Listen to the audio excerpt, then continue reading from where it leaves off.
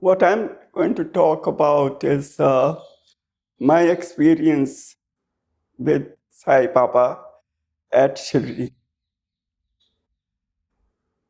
We have been going as a family to Shirdi since 1976 and have seen Shirdi grow from a small village to a township, from few people to a crowd and then to multitude. And now I'm talking about the time when we have had to stand in long queues and zigzag and get darshan with a big crowd. Now, standing in this crowd, particularly during Aarti time, it's a very big experience. Baba sort of comes alive for you. And no matter what the crowd is, one is still quite comfortable in moving in that hustle and bustle and going for the darshan. The only thing that is not happening now is that one doesn't get that personal touch that we used to get earlier in the early hours of the morning, where as a family we could sit on that platform of the samadhi, around the samadhi, and get our pujas done, which was very beautiful and not possible at all now. It's like one is just pushed on darshan and out. But I'm talking of two incidents when standing for Aarti and everyone is singing and looking and there's a lot of incense burning. And I saw that beside Baba, there was another person, a very rishi looking sort of a person with a saffron rungi, white beard, white hair, very silky. And he's going around on the where Baba is sitting. But that place seems a little wider, and there are a lot of flowers down. And he's picking up flowers and putting in his basket. I thought maybe I'm hallucinating. And I closed my eyes and along with the Aarti. And I opened again and again I saw. I was quite happy. Okay, I've seen something extraordinary, which is gave me a very good feeling. And another time, which was strange, during Aarti only, evening Aarti, everyone is singing the Aarti.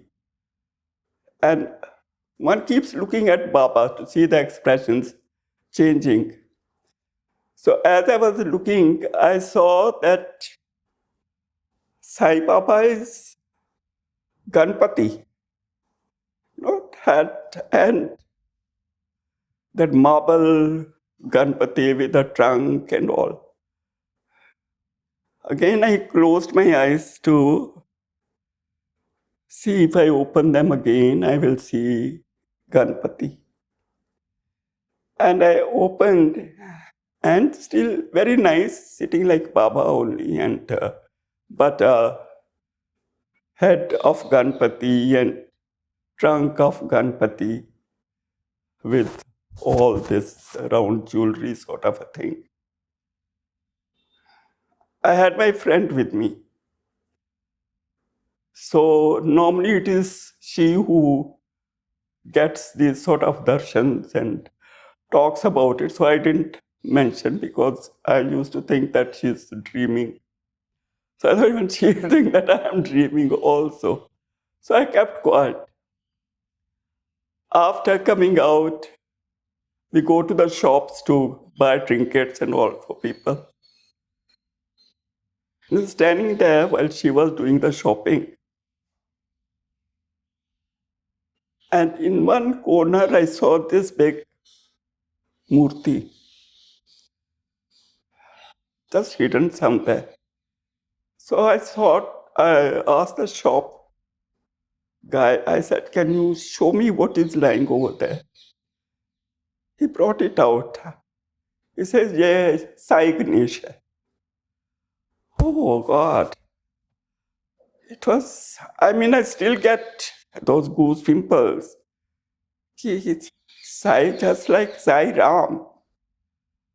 They say Sai Ram, Sai Ram. Somebody must have seen him as Ram. And this is Sai Ganesh. That is, somebody has had this experience before and created a murti. So that was fascinating. And now this brings to me my experience of where do these deities come from. And in all that, what I had visualized during my sadhana, it fell into place. So I saw that now if you all, any one of you understands the chakra system in the subtle body, there are 7 main chakras. Muladhar, Manipur, Swadhisthana, etc., Nahat, and so on. So I saw that my Agnya chakra, it's extending slowly as it is moving around the full subtle body, seeing different organs, etc. And it was fascinating because it's when during meditation one goes within. So what one is experiencing is what is happening within the body.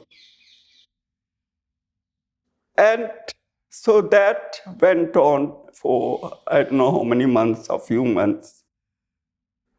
This seeing, learning, experiencing.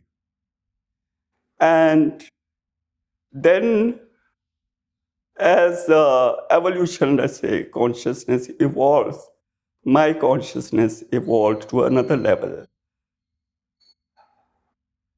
The Agya Chakra, then I saw that the heart had flowered and the Agya Chakra is extending and going into, through the Vishuddhi, into the Anahat heart chakra, down to is going right down, picking up all the residue,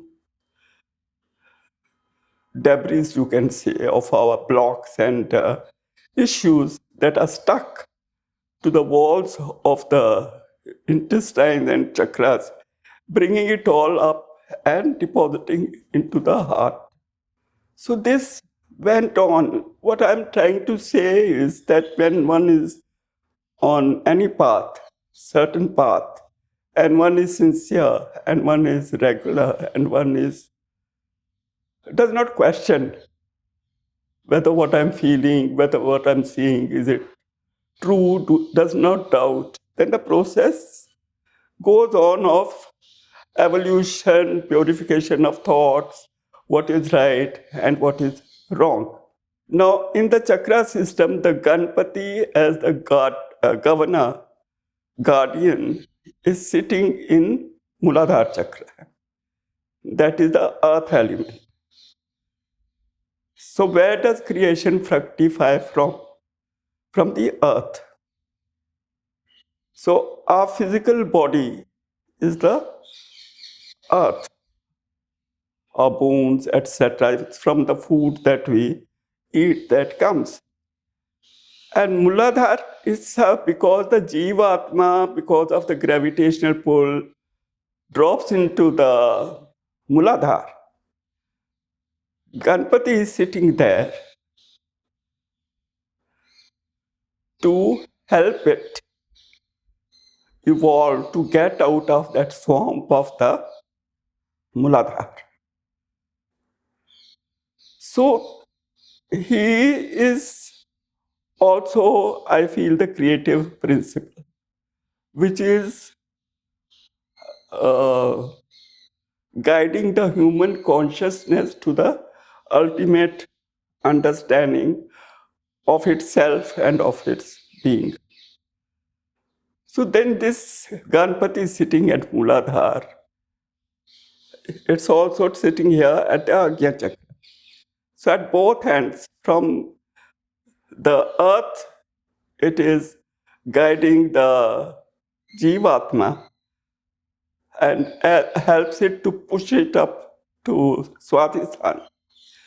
So once that happens, then the Jivatma gets a little relief because it is getting to feel pleasure and pain and understanding situations and enjoying life so much. Children, procreation, etc. And the Ganpati, according to Ganesha, is slowly giving it wisdom how to deal with issues. And as it feels that, okay, too much pleasure leads to pain also, and some understanding happens, Ganpati guides it to Manipur, which is the home of our life's issues, desires, power, ambition, and we are utilizing the left, the mind only, to live according to our what we want, and thus creating issues over there. So a lot of time at each center, it takes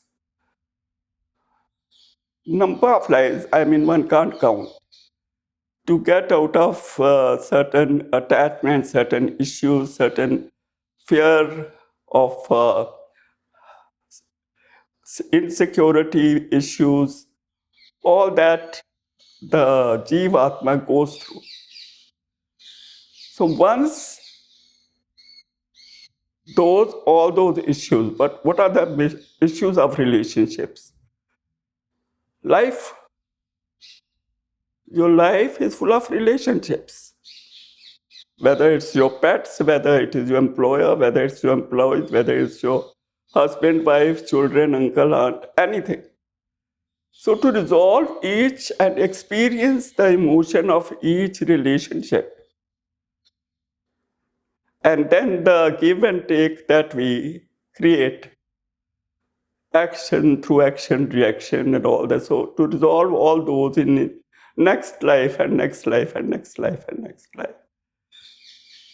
So it's Ganpati who's helping us to awaken our wisdom, awaken our understanding as we go through different phases of life.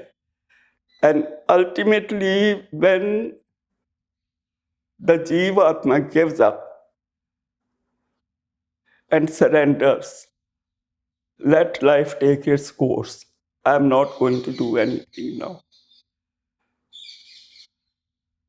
Then the plan of Atma,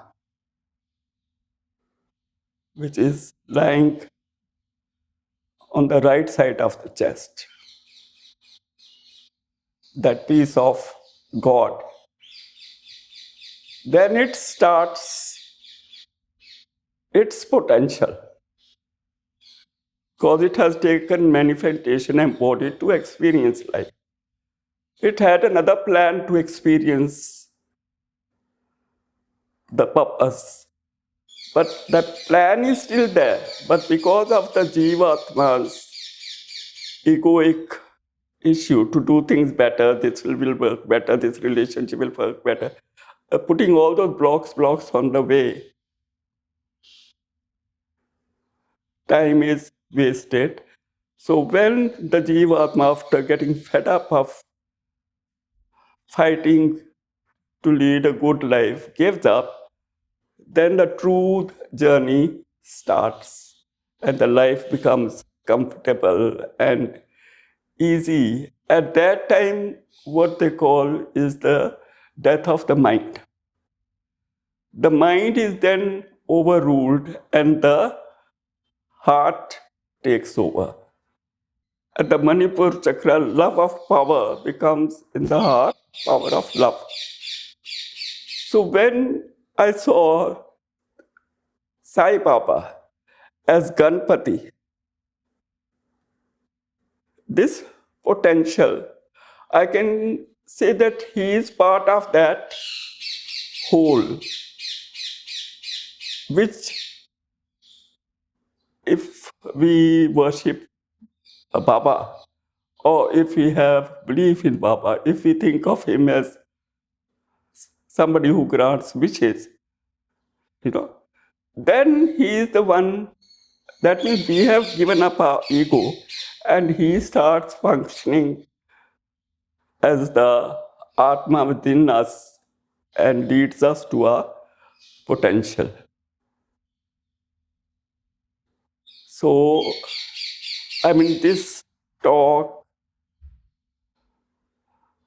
till the moment I'm talking, I didn't realize that Ganpati is not only guiding from the lowest foundation, making a building strong, but is also overview, at both levels. I think it's beautiful. And this is, I would say, blessings of Ganpati too and Baba to show me, to lead me to this understanding.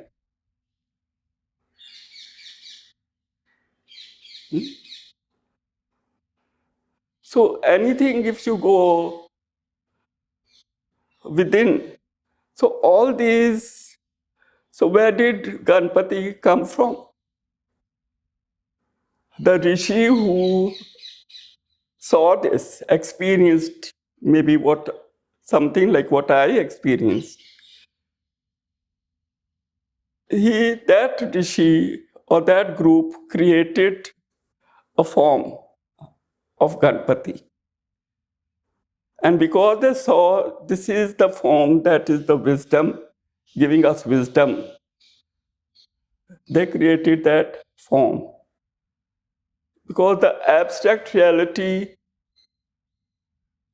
common people may not understand and focus on the whole to manifest that desire or any auspicious thing they are starting, whether a child going to school, they all worship. Ganpati is the first one to be worshipped. And how do we worship?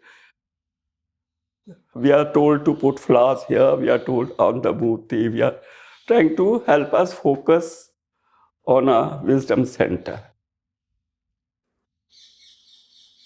So all these deities are part of that whole which we have broken up into pieces so that it becomes easier for us to focus on one thing, whatever we want, and manifest it for us.